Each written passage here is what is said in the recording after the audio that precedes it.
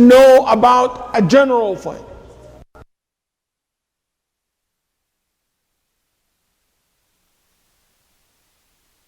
That will establish, like the generosity of the Prophet of Muhammad. He cared that his companion loved him, that he loved us.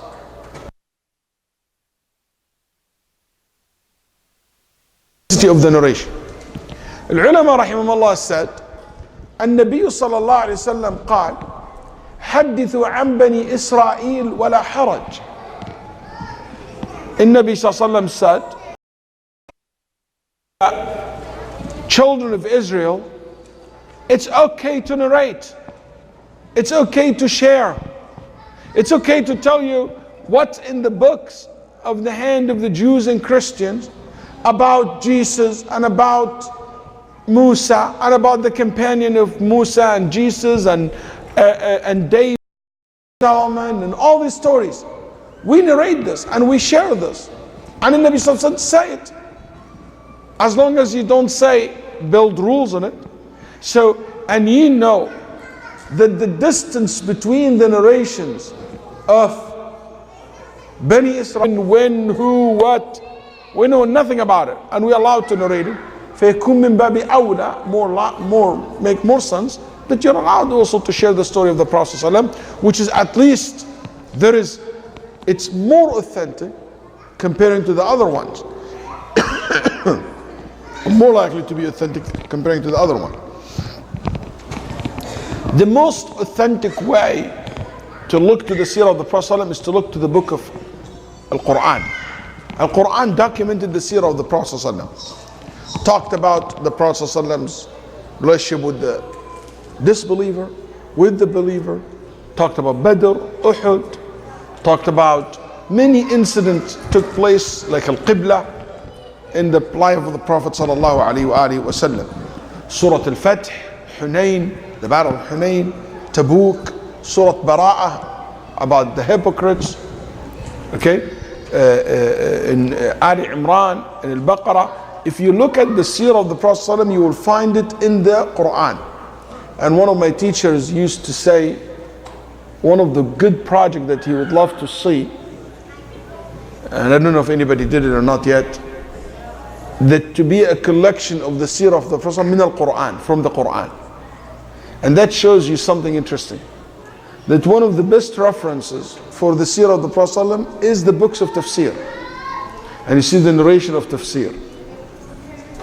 Also you look at the books of hadith, as I said earlier, like Kutub al-Sihah wa Sunan. Also the book of seerah, like I mentioned earlier. Also the book of history, like if you look at the history of Ibn Kathir rahimahullah al-Bidayah al-Nihaya, has a beautiful documentation of the Prophet's life. Also Ibn Jarir al-Tabari rahimahullah. And these books of history speaks a lot about the seerah of the Prophet sallallahu alaihi wasallam. And this is some of the reference that you can use to know about the Prophet sallallahu seerah. People who studied seerah for different purposes.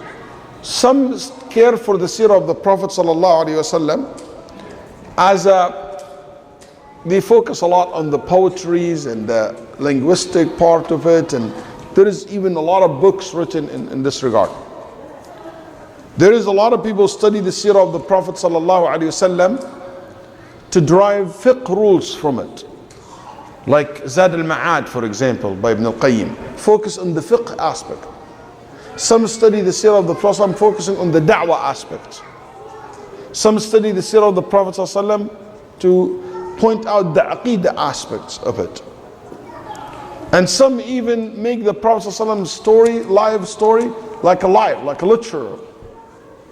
And unfortunately, some people even misread the seerah of the Prophet ﷺ. Like in modern days, we have some people in the Arab nationalist movement consider the Prophet ﷺ as an Arab person.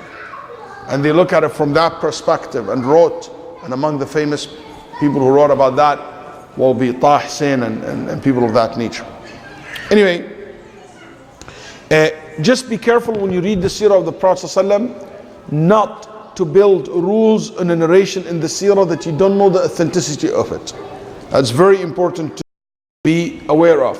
I'll give you an example. They said that the Muslims in the day of Al-Yamama, they used to say, Wa Muhammada, O Muhammad, O Muhammad. So they said that's a proof that you are allowed to pray to Muhammad ﷺ in his absence, to make dua to the Prophet ﷺ. That's absolutely false. Or they bring a story in the seerah of the Prophet ﷺ that somebody, for example, came to the Prophet ﷺ grave and wiped his basically face on the grave of the Prophet ﷺ, and that's healed that person. All these fabricated stories. Or the Prophet ﷺ in the Isra wal Mi'raj, he saw in the gate, in the arsh of Allah, in the throne of Allah written, Allah and Muhammad. All these are fabricated stories. You can't build rules out of these stories. Also, sometimes they, for example, say that men and women were singing and with music and celebrating the Prophet ﷺ, for example, at coming to Medina. Even though the story itself, طلع البدر علينا, did not take place when the Prophet ﷺ came to Medina. It took place when the Prophet ﷺ came back from Tabuk. طلع البدر علينا, the famous nasheed. But there is no proof that there were musics and men and women together singing to make this as a legislations to allow music. Also, some people take incident, but they don't take in consideration if it's abrogated or not. Like certain incident took place before the hijab, so they will use this as an evidence that women not wearing hijab. No, you have to look at the seerah of the Prophet. If you're going to take it, you have to apply the same rules that we follow in fiqh to apply it to the incident of the seerah of the Prophet sallallahu alaihi wasallam.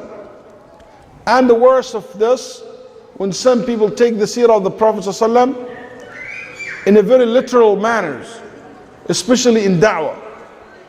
You might laugh, but this is a sad thing to laugh at, because it's reality. That there is people, for example, said that the da'wah, any movement, any da'wah that we start, any giving da'wah or activity, we should make it secret first. Then after that we go public. But it has to be secret and private. Why? Because the Nabi sallallahu alayhi wasallam did that. And some even said it has to be 13 years. And there is this particular group, they said our da'wah should be 13 years in secret. Why? Because the Prophet 13 years, his da'wah is secret. And after that, Allah will give you victory. So after 13 years, this particular group, they never got victory.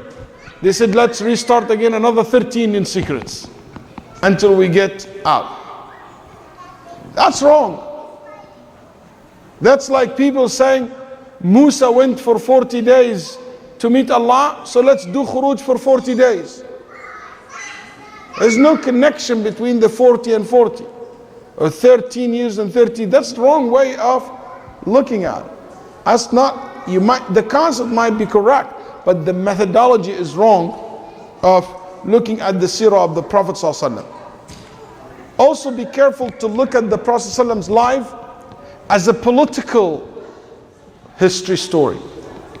Some people look at the seerah of the Prophet ﷺ and look at Muhammad ﷺ as a political figure.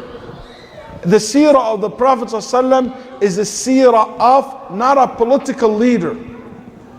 The seerah of the Prophet is a guide. He was a guide. He was a messenger. He was a prophet. He inspired politicians. He should inspire scientists. He should inspire businessmen.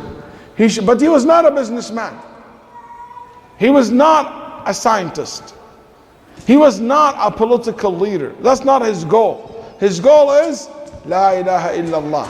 His goal was da'wah. His goal was at-tawheed, that to save people from shirk and to enter them Islam. That's why from the beginning, they made a shortcut. They said, we make you king. As a political goal, if accept kingship and end the whole thing. But that never was the goal. The goal was able to give da'wah to people, to change people, to affect people. So this is something very important when we look at the Prophet ﷺ seerah, is to take that in consideration. Also, finally, I would say that it is unfortunate that there is lack of interest. The Prophet should be something alive in our life, something that we seek from it, source of inspiration, source of strength, guidance.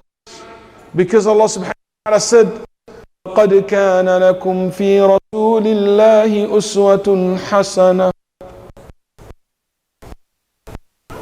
The life of the Prophet ﷺ was a great example for all of you. We should respond to the call of Allah subhanahu wa ta'ala. Because if you follow Muhammad sallallahu alaihi wasallam, you will be full of life. Allah subhanahu wa ta'ala respond to the call of Allah, because He called and His messenger calling you to what will bring life to you. Without this response, you're dead. You're all over and in your room. لقد من الله على المؤمنين إذ بعث فيهم رسولا من أنفسهم يتلو عليهم آياته ويزكيهم الحكمة ومن قبل لفي ضلال مبين. It's a favor from Allah upon us.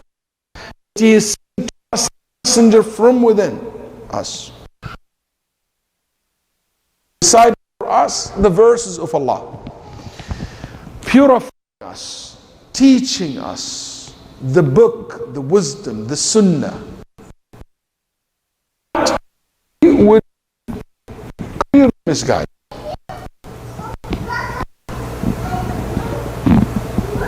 And Sallallahu Alaihi Wasallam, studying his seerah,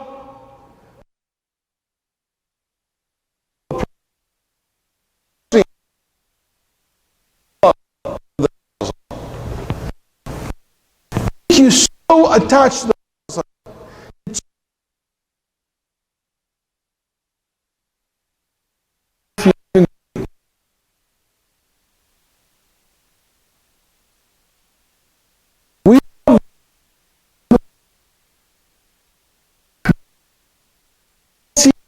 when we study his seerah, we find out that he loved us so much. La ilaha illallah.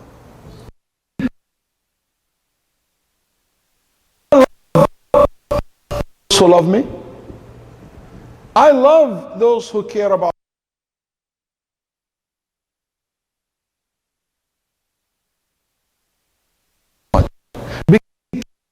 so much.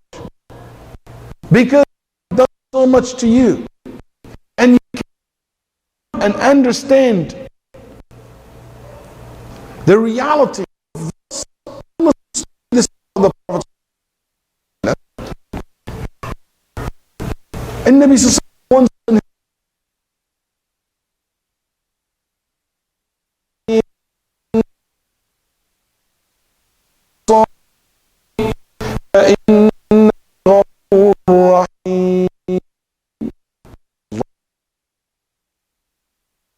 follow me from me, disobey me, you the most merciful.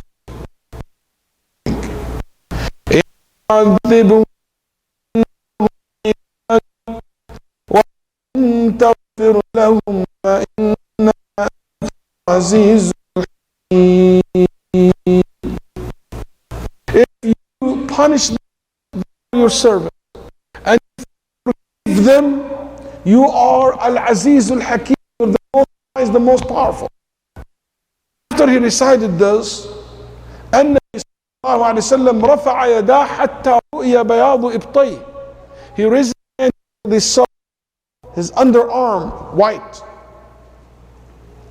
because his body exposed to the sun, so it's tan.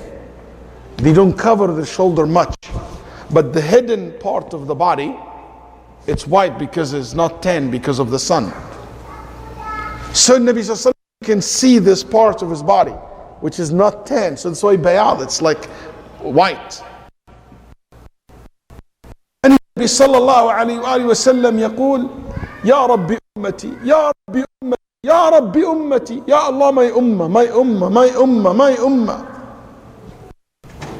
يا رب, the number calling, and Jibreel comes down and he said إن الله يسألك وهو أعلم ما يبكيك. Ya Muhammad, why are you crying? Why are you calling us crying? And Allah knows why. Then he said, Ya Rabb, ummati ummati.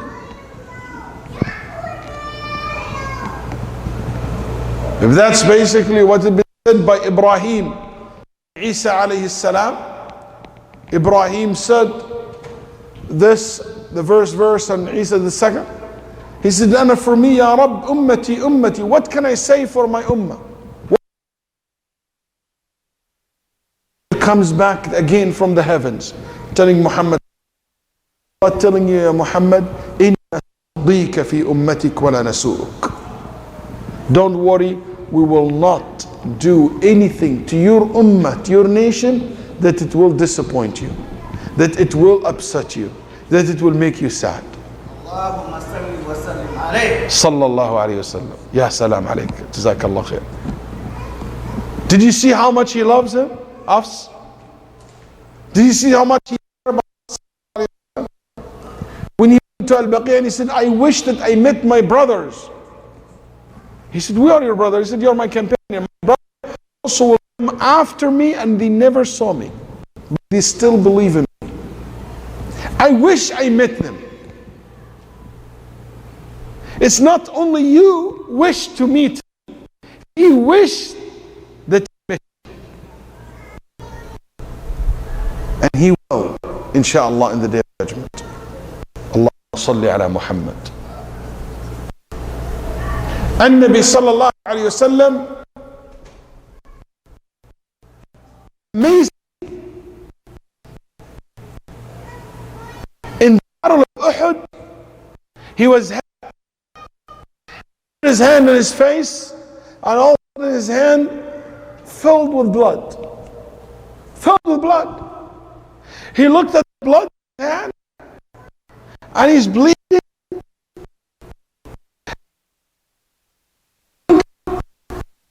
His hands killed, disfigured. هو صفيه, the closest one to him, his best friend, and at the same time his uncle, Hamza. He sees him like that, with all this, with this tense moment, but his heart knows no hate, knows no revenge. He looked at the blood and he said,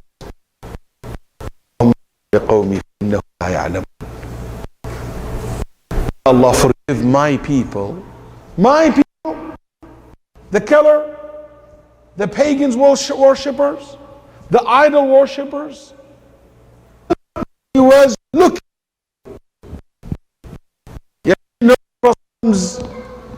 children or girls, and finally, sun comes. Time all boys, then you have a girl, became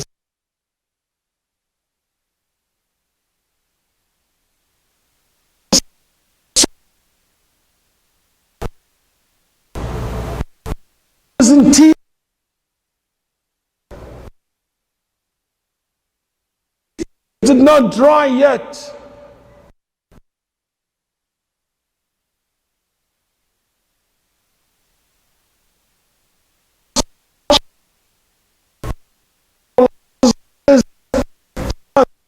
Ibrahim.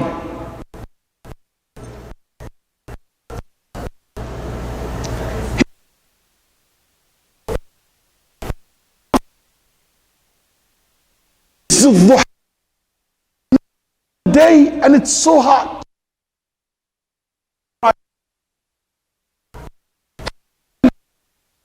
Tired.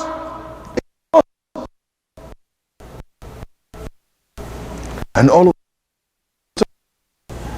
the scene completely changed in Medina. Dark in the middle of the day. Complete. The sun became dark, disappeared. Can you imagine? With all modern technology we have today, and you study that in school, it's still when the eclipse happen in the middle of the day, it's something to about.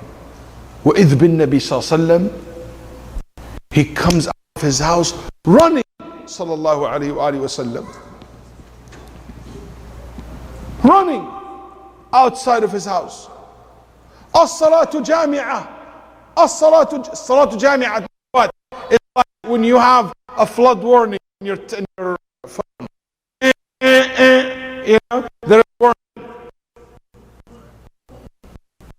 That's what salat jami'ah means. Seriously. Everybody come to the masjid. And in Nabi sallallahu alayhi wa sallam, line up. Salla. Sallallahu Alaihi Wasallam. He prayed very long prayer. He made ruku', then he stand up, then he prayed and read very long salah. Something amazing. 2 ruku' with 2 recitation never happened before. The Sahaba is shocked what's happening. And Nabi Sallallahu Alaihi Wasallam take one step further and comes back in the salah. And Nabi Sallallahu Alaihi Wasallam after that looking and on his knees. And he said, Ya Rab, alam ta'idni alla tu'adhibhum wa ana fihim. Ya Rab, alam ta'idni annaka la tu'adhibhum wa hum yastaghfirun. Ya Rab, didn't you promise me that you will not punish them while I'm still alive? Ya Rab, didn't you tell me you will not destroy them while they are making istighfar? He knows that they're not going to be destroyed. But he's so much worried about the ummah that this eclipse may be a sign of anger from Allah.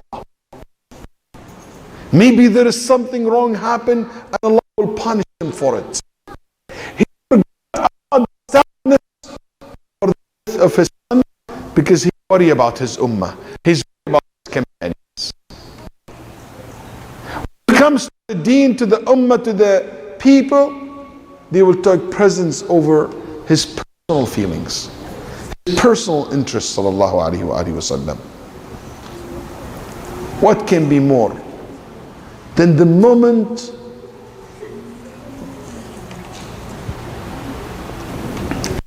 about to depart the body? In these moments, in Nabi sallallahu alayhi wa sallam, he said, La ilaha illallah inni al-mawt sakarat. La ilallah. I can feel, taste the death. I can taste it. If there is anybody who will be saved from that, would have been the Prophet ﷺ. But it was not easy. In that particular moment, what the Nabi ﷺ was talking about the ummah, about this salah. Important for us to know. That's why we love the Prophet sallallahu alaihi wasallam. Didn't we love the one who spent all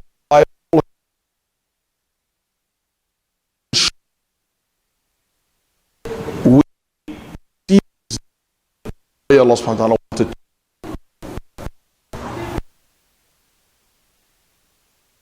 وهناك باب من الخير إلا دلنا عليه ولا باب من الشر إلا حذرنا منه. Every thing that is good, He told us about, and every bad thing He warned us from it. That's what study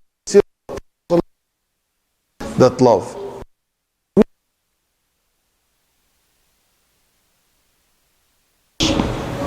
We'll have a break, then we will come back